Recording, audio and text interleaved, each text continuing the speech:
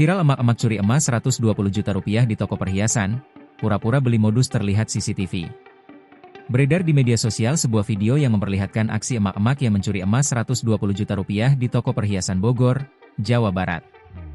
Ternyata, emak-emak itu pernah beraksi di Surabaya dan menyebabkan kerugian Rp350 juta.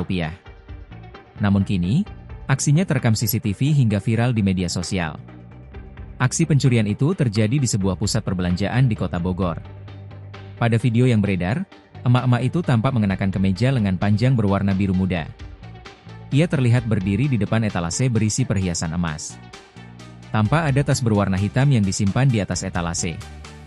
Emak-emak itu terlihat santai mengenakan gelang emas yang dikeluarkan oleh petugas toko.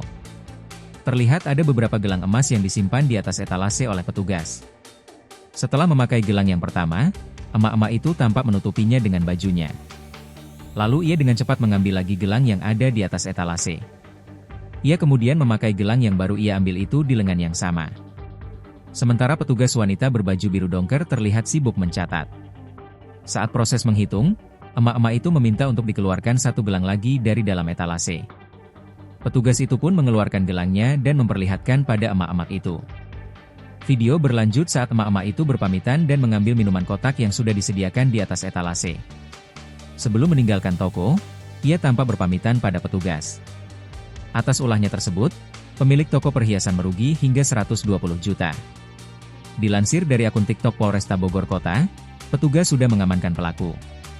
Pelaku terlihat duduk di sisi ranjang sambil mengenakan kemeja berwarna putih dan rambut diikat satu ke belakang. Wanita itu kemudian dibawa ke kantor polisi untuk menjalani pemeriksaan.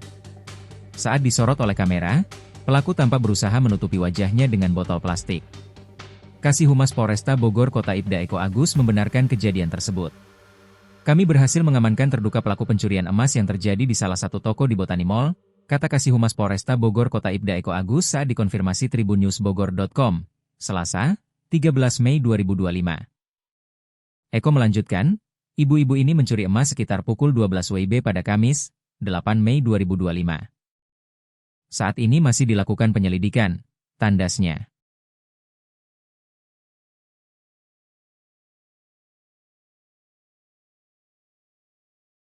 Download Tribun X sekarang, menghadirkan lokal menjadi Indonesia.